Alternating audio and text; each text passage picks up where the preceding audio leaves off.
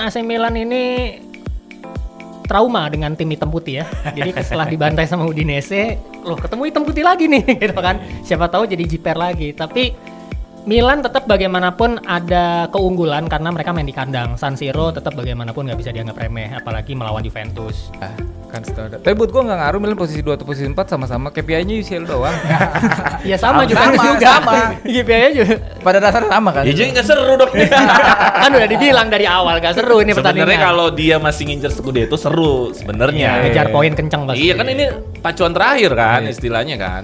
Sekarang misi kita cuma supaya Inter nggak Scudetto Giornata ini. Giornata ini. Karena kalau Milan Juve seri, Napoli seri, Mereka Scudetto. dia Scudetto.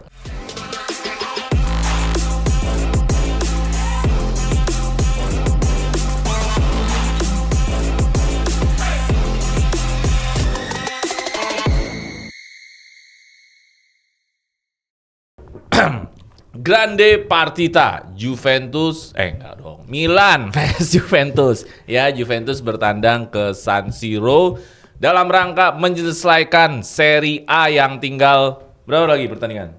5. 5 pertandingan lagi ya. Dan kali ini sangat spesial karena kita kita undang seorang Milanisti yang bukan cuma sekedar Milanisti tapi yang punya Milanisti Indonesia nih. punya. Oke, ada Bang Bara. Halo, Selamat datang. salam kenal. Di Soul Juventus ini. Terima Terima kasih. kasih sudah mengundang. Oke.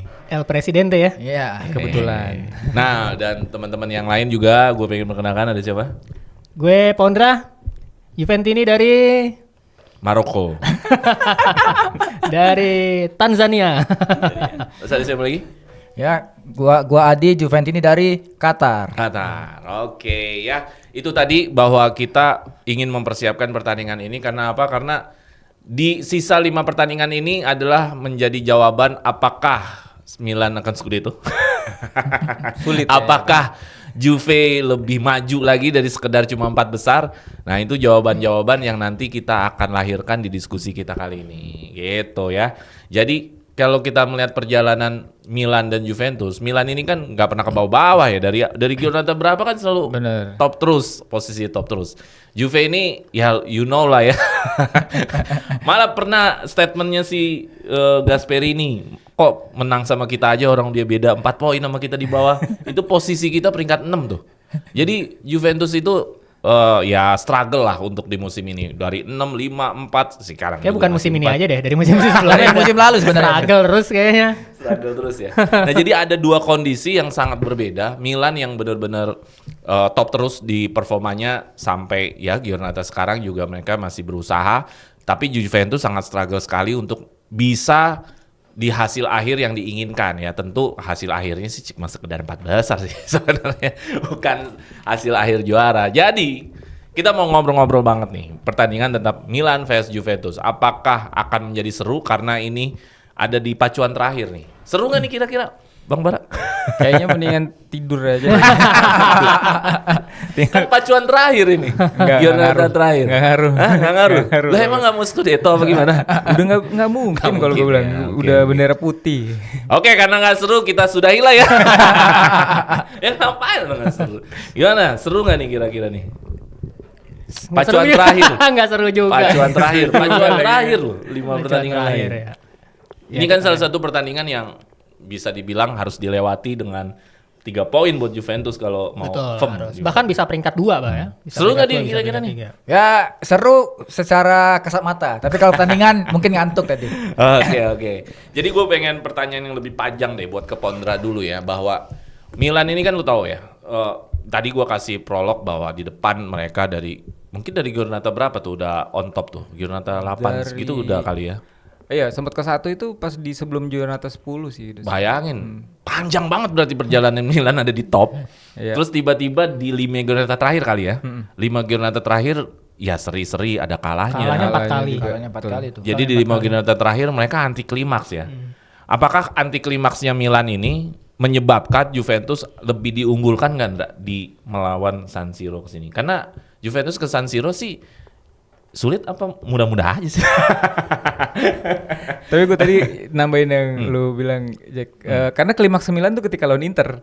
Oh iya, abis itu 1-0 gitu iya, kan. abis Iya, itu bener. tuh dimulai dari situ. Oh gitu. Penurunannya dimulai Habis dari itu situ. iya kalah. Oh gitu. Dia. Lawan Kalah. Napoli, Giornata berapa tuh? Kalah 3 kali. Lawan Lazio kalah. Napoli. sama Parma. Udinese. Oh ya Udinese dibantai. Di bantai di San Siro itu. Iya. Iya.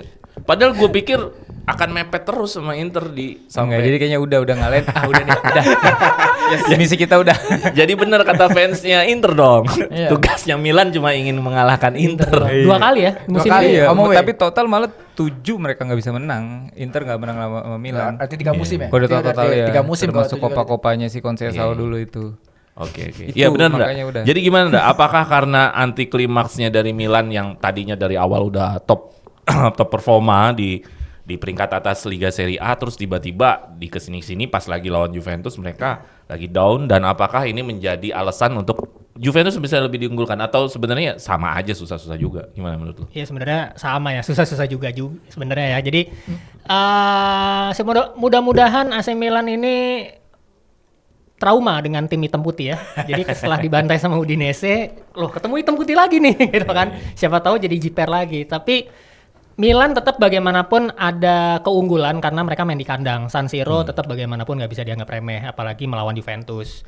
Nah, Juventus sendiri keuntungannya adalah trennya lagi bagus ya kan, habis Iya. menang ya kan, habis 7 menang kali lawan belum Pisa, ada kalah. cuman kesandung di Sassuolo. Iya. Itu pun nyaris menang kan sebenarnya, harusnya kita bisa menang, kesandung di situ. Habis itu 3 pertandingan kita menang terus tanpa kebobolan. Bahkan yang kita tidak sangka tuh melawan Atalanta ya bisa menang 1-0. Iya.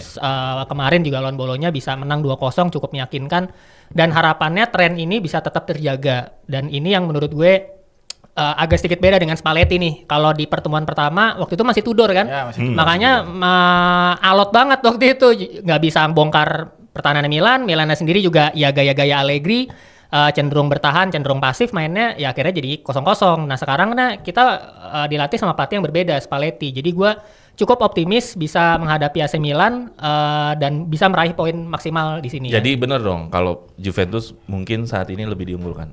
Enggak juga. Kalau menurut gua lebih sedikit diunggulkan karena dengan trennya AC Milan yang babak belur lagi 9 pertandingan terakhir mereka kalah 4 kali. Oke. Gitu kan, dan mereka terakhir kali menang itu lawan Verona juga tipis kan 1-0 kan. Oke. Gitu. Jadi ya dengan kondisi yang lagi nggak stabil gini, ini yang harus dimanfaatkan sama Juventus. Apakah kita tanya Milanisti ada pembelaan?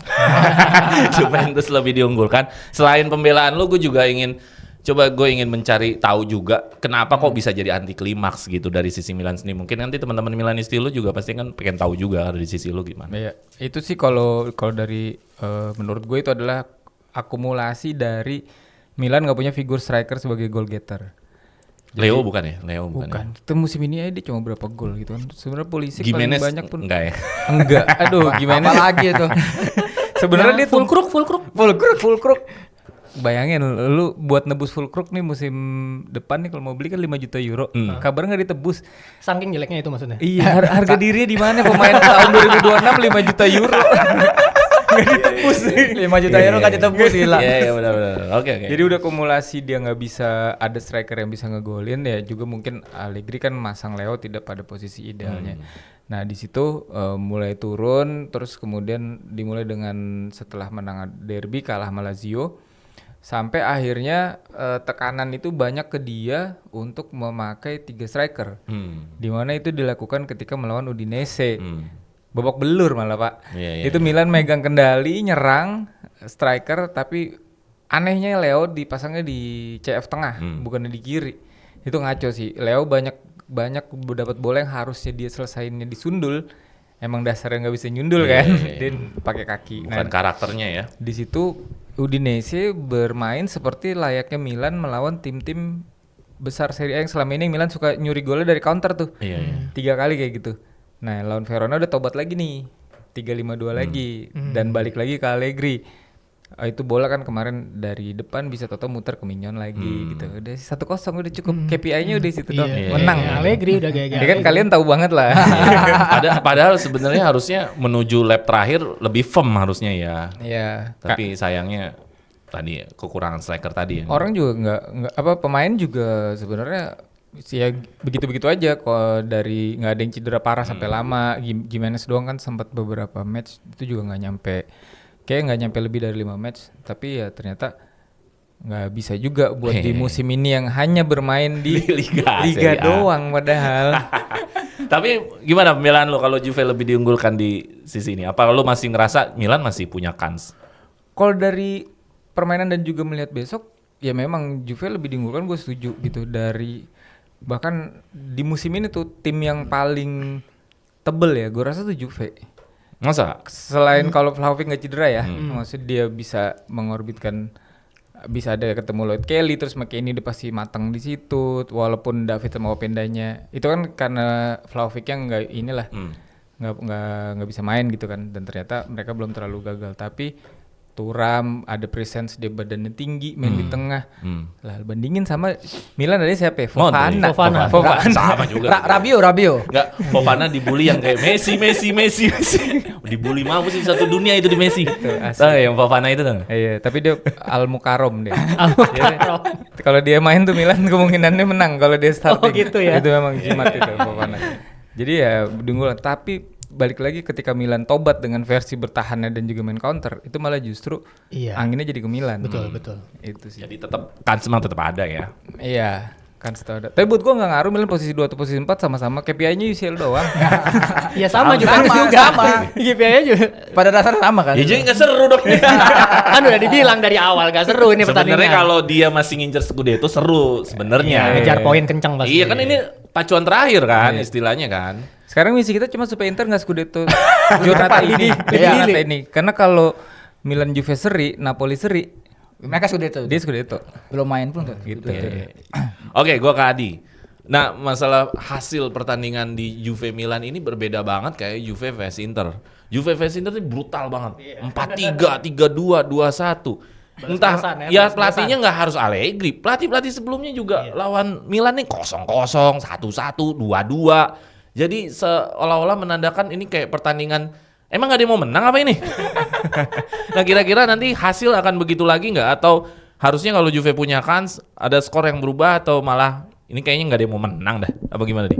Ya kalau Juve Milan ya kalau emang mau main terakhir yang main gol banyak itu kan Pirlo versus Pioli ya. Mungkin Bang Bara pernah lihat nonton yang Juve dibantai 0-3 di Turin kan itu. Oh, ya itu yang Kessi, Ibra ya. Jadi Pirlo. Masih zaman Pirlo ya. Pirlo. Itu 3 gol atau lebih ya. Itu ada di musim itu. Selebihnya 1-0, 0, 1-1, 1-1, 2-1, 0-2. Jadi benar-benar irit-irit gol. Cuman dari sini adalah bukti bahwa siapa yang detail kecil lah yang akan menentukan hasil pertandingan ini. Jadi siapa yang bikin kesalahan ya akan kalah. Kalau emang sama-sama fit in semua, sama-sama sesuai dengan patternnya semua ya 0-0 ada hasil yang adil. Pasti nontonnya kayak gitu karena emang nggak ada yang kesalahan, minim kesalahan. Kita kan hampir kalah tuh di Turin karena penalti itu nggak gol, Pulisic. Kalau enggak kita kalah juga di situ. Jadi detail kecil akan jadi penentu di match ini. Walaupun kalau gue lihatnya bahwa ya Juve Milan itu kan match yang paling gak seru ditonton ya. Kalau big match ya paling bikin ngantuk. Entah siapapun berarti mau Allegri, mau siapapun pasti. Lu lihat aja head to headnya itu. Iya, jadi emang udah pernah Pioli, Conceição, skornya begitu juga semua. Ya jadi emang benar-benar irit gol, tapi emang ya detail kecil lah yang penentu di match ini. Ya kalau kita lihat siapa yang menang, ya siapa yang nanti akan blunder di match ini. Tapi hasil golnya bakal irit gol nih. Irit gol. Kalau antara entah Milan menang atau Juventus menang irit gol ya. Entah 1-0. Ya kalau orang yang biasa main itu under. Ya pilihannya under. Iya. Oke teman-teman ya kira-kira nanti begitulah kayaknya ya. Antara 1-0, 2-1 entah itu Milan atau Juve. Kayaknya nggak sebrutal Juve Inter yang 4-3, 4-4. Gila. Kalau Juve Inter sih saling makan-memakan itu mah. Itu kayak Dan kita selalu ada tapi kontroversinya lagi. Milan Inter juga skor gede nggak sih kalau Milan Inter? Kemarin kebetulan cuma 1-0. 1-0 ya. Biasa skor gede apa? Tapi juga sering juga gede juga kan. bener. Gede juga Iya. Milan Inter. Pernah Berarti pada bantai-bantaian nafsu juga. ya lawan Inter. kalau lawan yang lagi di atas tuh emang nafsu, Bang. Iya. Tapi nggak juga, emang lawan Inter bawaannya nafsu kayaknya. Iya. Dan selalu ada kontroversi kalau lawan Inter. Bastoni lagi. Iya, kartu merah lagi ntar. Oke, gua ke Bara dulu nih. Gua ada satu data melihat bahwa Milan ini luar biasa pertahanannya. Kenapa bisa gue bilang luar biasa? Gue harus mengakui bahwa dia kebobolan paling dikit di Serie A sampai Giornata sekarang 33 ya. Hanya 27 gol. Bayangin jumlah Giornata berarti 0, tuh dia. Berarti banyak clean sheet juga ya. Tetapi yang lebih menariknya ada data begini. Dari 27 gol, 8 golnya itu Milan kena penalti. Berarti kan resiko tinggi. Mereka punya pertahanan bagus tapi resiko mereka tinggi juga. Nah, bagaimana Bara menyikapi pertahanan Milan seperti itu? Satu sisi bagus, ya kan? Lu punya pertahanan yang kuat berarti kan di Serie A ini. Tapi satu sisi juga beresiko tinggi juga nih. Apakah ini lu bagaimana melihat peluang kelemahan dan kekuatan ini dari mata lu sendiri ngelihat data itu? Ya, trio back Milan ini kan baru bermain bareng itu kan bisa dibilang musim ini ya, karena si Pavlovic juga banyak diplot suka maju, jadi dia suka ketika telat balik nutup, ketika telat balik nutup itulah di situ kesalahan-kesalahan itu terjadi kan, ada penalti-penalti itu. Tapi memang ini bukan sama sekali bukan yang terbaik di Serie A gitu, walaupun emang si pinternya Allegri aja buat game plan-nya menjadikan seperti itu. Tapi kalau Atekame terus ada Conny De Winter itu kan pemain baru juga dua-duanya. Itu sama-sama bikin deg-degan kan. Cuma kalau si Gabbia yang cukup stabil kemarin setelah cedera dia beberapa kali nggak main lawan Verona, akhirnya Milan bisa clean sheet lagi tuh 1-0 menangnya. Jadi memang pertahanan Milan karena memang si Allegri yang bisa, backnya Milan tuh kalau bermain secara unit bagus, solid. Tapi kalau kesalahan individual ya itu udah kelihatan banget dari dulu berapa 7 atau 8 penalti kan, 8 gol paling itu tinggi Milan itu kalau di Footmob dilihat paling tinggi mendapatkan penalti, memberikan penalti. Dan kalau 27 itu juga Udinese-nya mungkin Milan cuma kalah 1-0, itu kan udah pasti 3 gol dari situ doang kan. Jadi harusnya lebih minim lagi, dan cukup anomalinya ya mungkin hanya beberapa kali dalam sejarah Serie A kan tim yang kebobolan paling dikit tidak Scudetto ya kan. Jadi gue sempat ngarep sih awal kan, emang seringnya Milan kan Serie A itu kan yang Scudetto kebobolan paling sedikit kan. Hanya beberapa kali tim dengan tidak kebobolan paling dikit Scudetto. Ya sekarang salah satunya lah Milan. Jadi emang berarti udah jelas ya posisinya, masalahnya di serangan tadi. Di serangan benar. Karena defense-nya udah top bagus, ya. Iya. Bermain secara unit mantap. Walaupun resiko tinggi. Iya. Oke, thank you Bara. Gua ke Pondra ya. Milan ya kita tahu semua ya kalau Allegri ini nggak mau ambil resiko gitu, ya kan. Dia punya prinsip ngapain passing banyak-banyak kalau cuma 2-3 passing bisa gol. Ya masuk akal juga sih. Dia kan anti klimaksnya, ya kan? Ngapain gue passing 15 passing, 16 passing? Mendingan 2-3 passing gol gitu kan. Kayak pelatih lokal di sini ya. Zaman dulu. Dan yang lebih gila lagi dia pernah bilang gini, tinggal main bola simple, tinggal ngoper ke orang yang bajunya sama gitu. Iya. Ya otomatis Allegri mungkin lebih mempertahankan bentuk polanya, mereka tidak ada yang bolong, tidak ada ruang sedikit pun, otomatis Juve lebih banyak megang bola. Yeah. Nah, apakah Juve lebih senang seperti itu apa gimana nih? Kalau lo lihat selama ini kita Spalletti, kalau Milan ngasih kita terus bola, ini kesempatan kita justru gitu. Apa gimana menurut lo? Ataukah malah itu berbahaya apa gimana lawan Milan ini? Kalau tadi sebenarnya insight menarik dari Bang Bara tadi ya, disampaikan kalau waktu melawan Udinese, Milan coba tampil lebih menyerang dengan menggunakan 3 striker itu tadi. Nah, tetapi karena dibantai 0-3 lewat counter attack, tobat nih kan, lawan Verona jadi balik lagi ke lebih bertahan dan pragmatis.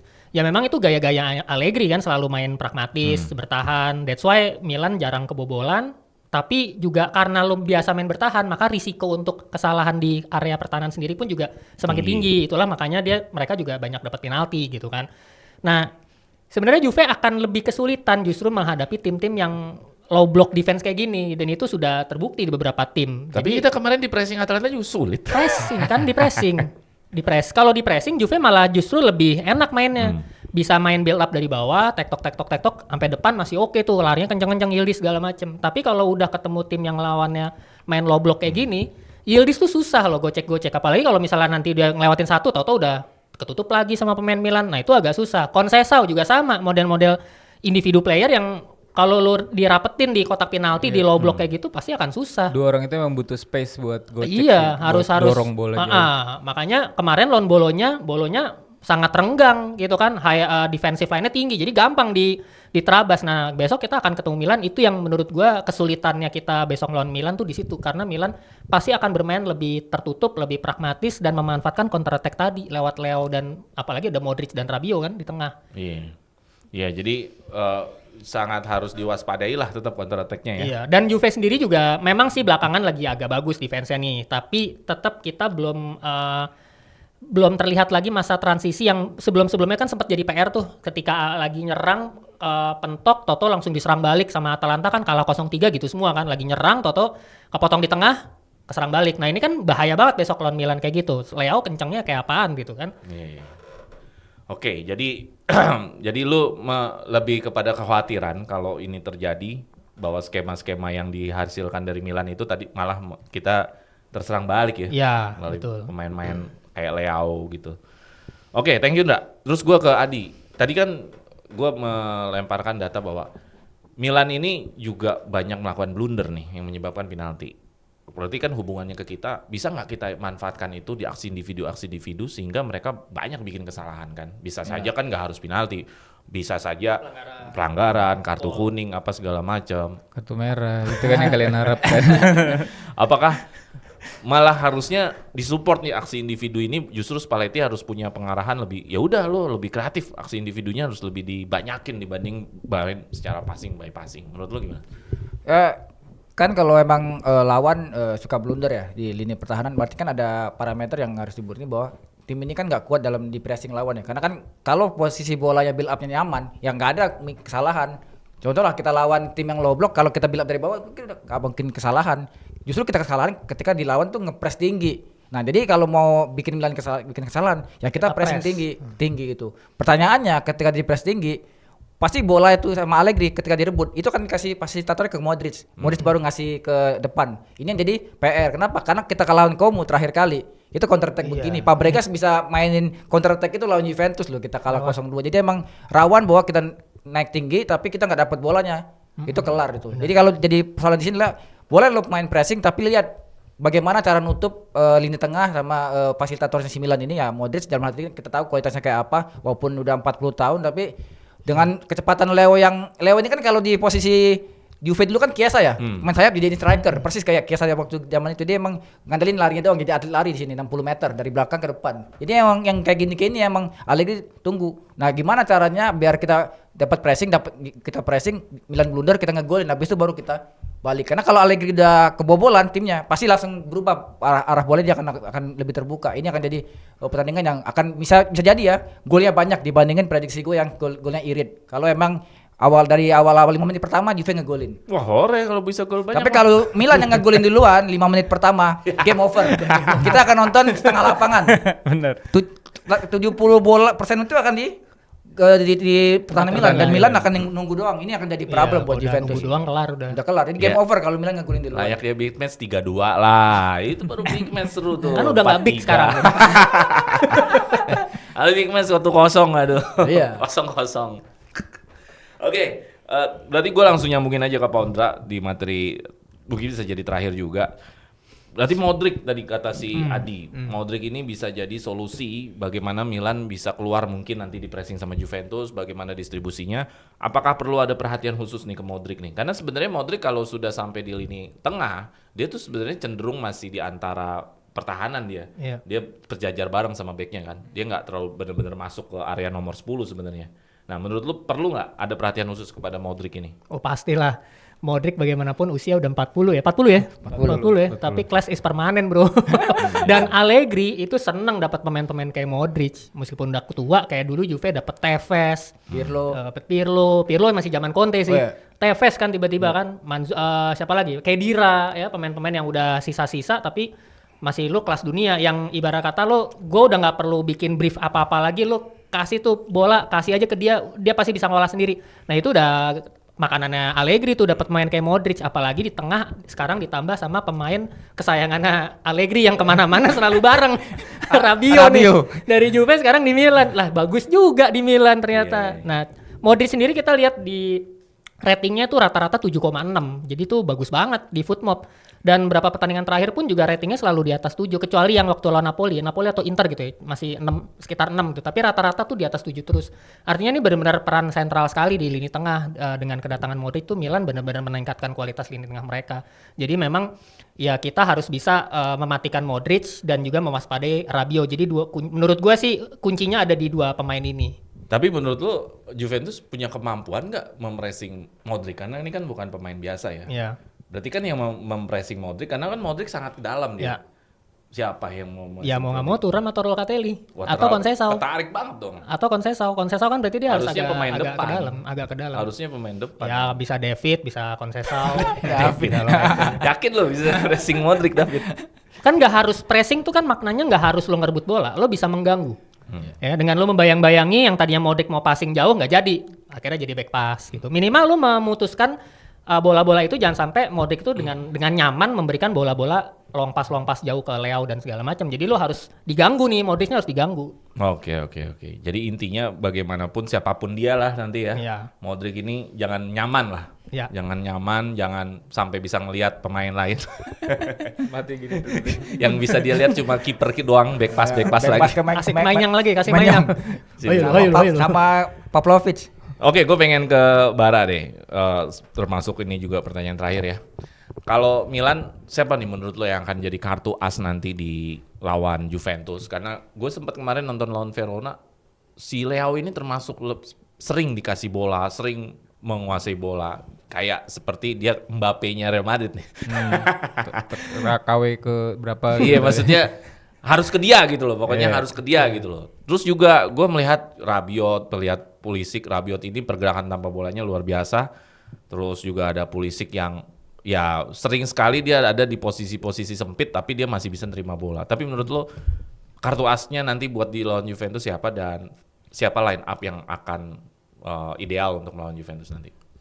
Kalau gue sebut satu pemain hampir nggak bisa ya, karena maksud gue Milan saking jeleknya ya terutama lini depan itu nggak ada yang bisa dijadikan harapan. Justru malah tiba-tiba Milan itu juga bingung, ini orang nih jadi kartu passingnya, tahu-tahu Pavlovic ngegolin dari jauh corner, ya kan. corner gitu. Tahu-tahu Gabbia nyundul corner gol ya kan, bisa kayak gitu. Tapi kalau dari pemain Milan yang perlu dijaga, gue sih malah justru lebih Rabiot dibanding Modric.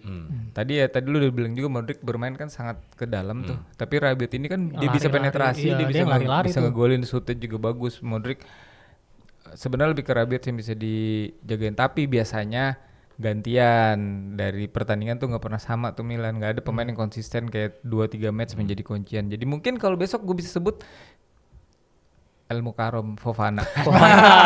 Itu Messi. Dia bawa hoki ya dia ya, Fofana. Ini orang aneh banget emang, kadang tuh lawan bingung sama pergerakan dia, termasuk temennya sendiri kan.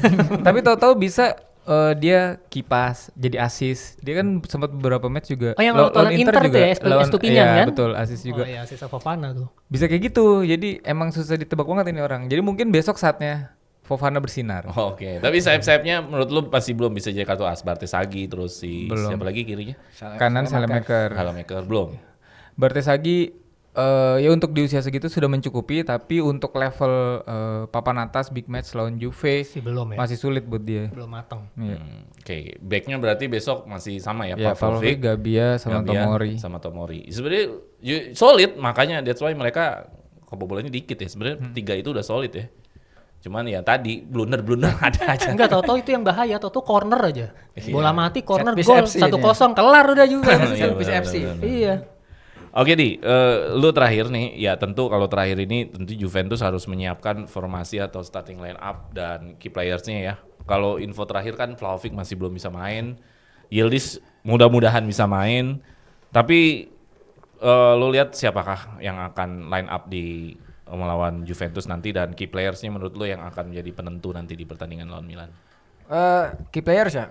Kalau untuk tadi kan bahas siapa yang mau nge-press Modric ya. Gua lebih prefer Juve pakai 4-2-3-1. 4-2-3-1 pasti kipernya di Gray, kanannya pasti Kalulu, terus Bremer, Kelly, kiri Cambiaso, double pivotnya pasti Locatelli, Thuram. Nah, 3 di depannya ini Chico, McKennie punya tugas khusus buat jagain opa-opa Modric ya. Terus kirinya harapan gue Yildiz, depannya Boga. Oh, Boga main lagi. Ya, jadi kita narik 3 pemain Milan yang tinggi gede, besar, back ini untuk dengan 3 pemain Inca di depan. Jadi kita pakai pemain yang speed buat itu untuk bongkar lini pertahanan. Jadi kalau kita pakai gede lawan gede, ya pasti bolanya bola crossing, bolanya pasti. Iya. Ya, jadi kita butuh tektokan lah main di depan untuk 4 orang gitu.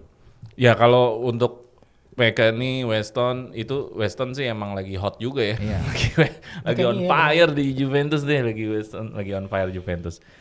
Oke, itu terakhir mungkin skor prediksi kita ya. Jadi pertandingan ini setelah kita bahas-bahas, seru atau nggak seru nih, Bara? Dari awal tadi langsung dijawab nggak seru. Apalagi Senin dini hari ya. Iya. Jam besoknya ngantor. Setelah habis diskusi kita jadi lebih seru, nggak juga ya? Nggak juga. Besoknya ngantor soalnya. Kesehatanmu itu loh.